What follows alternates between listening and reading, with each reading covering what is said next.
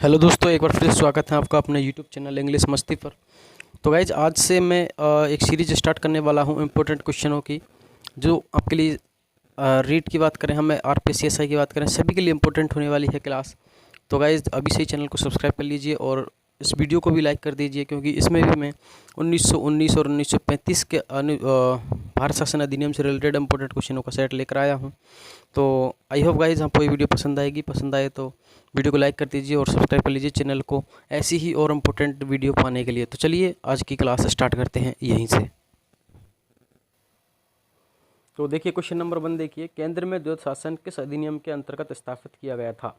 तो आपको पता होगा 1919 का भारत शासन अधिनियम आया था, तो राज्यों में द्वैध शासन की स्थापित किया गया था। लेकिन 1935 के भारत शासन अधिनियम में द्वैध शासन राज्यों में ख़त्म कर दिया गया और केंद्र में लगा दिया गया। तो इसलिए अपना करेक्ट आंसर हो जाएगा यहाँ पे सी, भारत शासन अधिनियम 1935।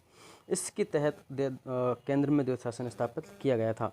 नेक्स्ट क्वेश्चन देखिए, कैबिनेट मिशन योजना के अंतर्गत संविधान निर्मात्री परिषद में प्रत्येक प्रांत को आवंटित सदस्य संख्या निर्धारित करने के लिए एक प्रतिनिधि कितनी जनसंख्या के अनुपात पे था।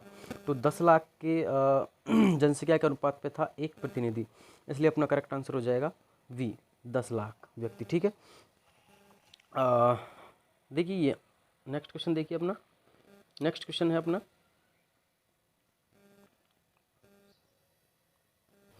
अखिल भारतीय महासंघ स्थापित करने का प्रावधान किया गया था। तो अखिल भारतीय महासंघ स्थापित करने का प्रावधान किया गया था भारत शासन अधिनियम 1935 के द्वारा। ठीक है, तो अपना करेक्ट आंसर हो जाएगा 1935। भारत की संविधान निर्मात्री सभा के अध्यक्ष कौन थे। तो देखिए ये क्वेश्चन बहुत इजी है, सभी को आता होगा, लेकिन मैंने यहाँ पे इसलिए लिया है क्योंकि निर्मात्री सभा और प्रारूप समिति के सदस्य अध्यक्ष के कौन थे, इनमें हमें कन्फ्यूजन हो जाता है। क्योंकि निर्मात्री सभा के अध्यक्ष डॉक्टर राजेंद्र प्रसाद और प्रारूप समिति के अध्यक्ष डॉक्टर भीमराव अंबेडकर। तो यहाँ पे अपना आंसर हो जाएगा ए, डॉक्टर राजेंद्र प्रसाद निर्मात्री सभा के अध्यक्ष थे। ओके गाइस, तो चलिए नेक्स्ट क्वेश्चन देखते हैं अपना। 1935 के अधिनियम द्वारा स्थापित संघ में अवशेष शक्तियाँ किसको दी गई थी। तो 1935 का भारत शासन अधिनियम में उसमें जो संघ की शक्तियाँ थी वो किसको दी गई थी। तो संघ की शक्तियाँ दी गई थी संघीय विधानपालिका को, और राज्य की शक्तियाँ दी गई थी प्रांतीय विधानमंडल को। ठीक है, तो अपना यहाँ पे करेक्ट आंसर हो जाएगा 1935 का अधिनियम के द्वारा स्थापित संघ में शक्ति किसको दी गई थी, वो है आंसर अपना संघीय विधानपालिका को। नेक्स्ट क्वेश्चन है, 1935 के अधिनियम के तहत कराए गए विधानसभा चुनावों में किस राज्य में कांग्रेस ने पूर्ण बहुमत प्राप्त नहीं किया था। तो कांग्रेस ने पूर्ण बहुमत प्राप्त किया था 8 राज्यों में। ठीक है, 8 राज्यों में पूर्ण बहुमत प्राप्त किया था, लेकिन बंगाल में वो पूर्ण बहुमत प्राप्त करने से वंचित रह गई। तो अपना करेक्ट आंसर हो जाएगा यहाँ पे डी, बंगाल में 1935 के अधिनियम के तहत कराए गए विधानसभा चुनावों में राज्य में कांग्रेस ने पूर्ण बहुमत प्राप्त नहीं किया था। ओके गाइस, तो नेक्स्ट क्वेश्चन है अपना, देखिए यहाँ पे नेक्स्ट क्वेश्चन आपको दिख रहा होगा। निम्नलिखित में से कौन सा एक भारत शासन अधिनियम 1935 में स्वीकार किया हुआ महत्वपूर्ण और स्थायी अवयव नहीं था। तो आप जब ये ऑप्शंस पढ़ेंगे तो आपको ऑलरेडी ही पता चल जाएगा कि कौन सा आंसर इसमें करेक्ट है। देश के लिए एक लिखित संविधान, विधानमंडल के लिए निर्वाचित और जवाबदेही प्रतिनिधि, एक संघ की योजना पर विचार, विधानमंडल के लिए सरकारी सदस्यों का समावेशित किया जाना, नॉमिनेट किया जाना। तो ये आंसर हो जाएगा इसमें करेक्ट, देश के लिए लिखित संविधान। ये 1935 के भारत शासन अधिनियम का एक स्थायी अवयव नहीं था। ओके गाइस, तो नेक्स्ट क्वेश्चन देखिए अपना। नेक्स्ट क्वेश्चन, भारत के संविधान में केंद्र और राज्यों के बीच किया गया शक्तियों का विभाजन इनमें से किस में उल्लेखित योजना पर आधारित है। तो देखिए मार्लोमेटो सुधार 1909 में आया था, और भारत स्वतंत्रता अधिनियम 1947 में, मॉन्टेगू चेम्सफोर्ड सुधार 1919, और इसी को कहा जाता है भारत शासन अधिनियम 1919 का अधिनियम।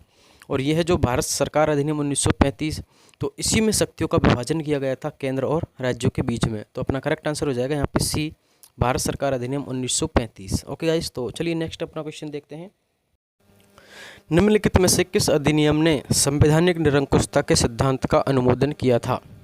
तो ऑप्शन है अपने 1909 का इंडियन काउंसिल अधिनियम, 1919 का गवर्नमेंट ऑफ इंडिया अधिनियम, 1935 का अधिनियम और 1947 का भारत स्वतंत्रता अधिनियम। तो संवैधानिक निरंकुशता का सिद्धांत का अनुमोदन किया था 1935 के अधिनियम ने, इसलिए अपना करेक्ट आंसर हो जाएगा सी, 1935 का अधिनियम संवैधानिक निरंकुशता के सिद्धांत का अनुमोदन किया गया था। ओके गाइस, तो नेक्स्ट क्वेश्चन देखते हैं। निम्नलिखित अधिनियमों में से किस अधिनियम के फलस्वरूप बर्मा भारत से अलग हुआ था? तो सबसे पहले तो आपको ये जानना जरूरी है कि बर्मा भारत का कभी अंग नहीं था, लेकिन उसकी राजनीतिक व्यवस्था है जो भारत के ही हिसाब से चलती थी। तो वो कब अलग हुई थी, ये इसमें पूछा जा रहा है।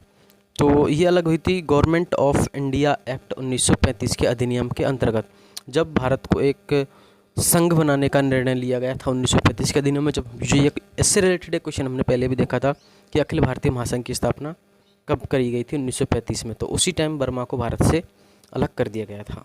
ओके गाइस, देखते हैं नेक्स्ट क्वेश्चन देखते हैं अपना।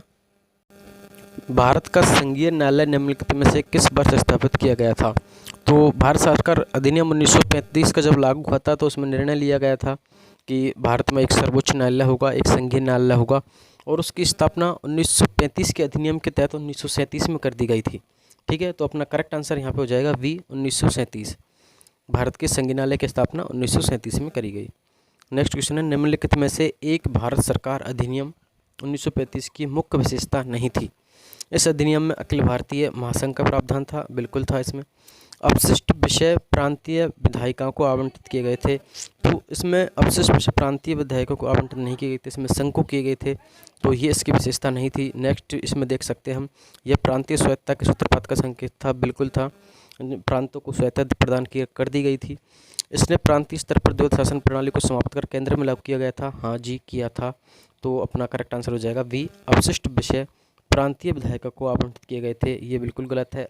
प्रांतीय विधायकों को अवशिष्ट आवंटित नहीं किए गए थे। अब देखते हैं नेक्स्ट क्वेश्चन। वर्ष 1937 के चुनावों में कितने प्रांतों में कांग्रेस का मंत्रिमंडल बना था? तो ये क्वेश्चन, इससे रिलेटेड क्वेश्चन एक पहले भी आया था कि किस में कांग्रेस ने राज्य में बहुमत प्राप्त नहीं किया था, तो वो था बंगाल। तो कितने प्रांतों में मंत्रिमंडल बनाया था? वो था 8। ठीक है, तो अपना आंसर हो जाएगा सी, 8 प्रांतों में। नेक्स्ट क्वेश्चन है, भारतीय इतिहास के संदर्भ में द्वैध शासन दायर की सिद्धांत किससे निर्देशित है? तो ये आप ऑप्शन पढ़ लीजिए। केंद्रीय विधानमंडल का 2 सदनों में विभाजन, दो सरकारी अर्थात केंद्रीय और राज्य सरकारों में किया जाना, 2 शासक समुच्चय, एक लंदन में और दूसरा दिल्ली में होना, प्रांतों में प्रत्यायोजित विषयों को 2 वर्गों में विभाजन। तो दायर की सिद्धांत द्वैध शासन का सिद्धांत किससे निर्देशित करता है? तो ये अपना हो जाएगा प्रांतों में प्रत्यायोजित विषयों को 2 वर्गों में विभाजन करना। ये अपना डी इसमें हो जाएगा, क्योंकि ये सारी चीज़ें हैं वो निर्देशित नहीं करती है। ये इसका करेक्ट आंसर है डी, कि प्रांतों में इसने जो शक्तियों का विभाजन था, विधानमंडल और विधान परिषद, इनमें चारों में विभाजन, दोनों में विभाजन कर दिया गया था। तो डी इसका करेक्ट आंसर हो जाएगा। ठीक है गाइस, तो आई होप आपको वीडियो पसंद आई होगी। पसंद आई हो तो वीडियो को लाइक कर दीजिए और शेयर कर दीजिए इस वीडियो को, और चैनल को सब्सक्राइब कर लीजिए, जिससे कि ऐसी ही मैं नई वीडियो लाऊं तो आपको सबसे पहले सब्सक्रिप्शन का नोटिफिकेशन पहुंच सके।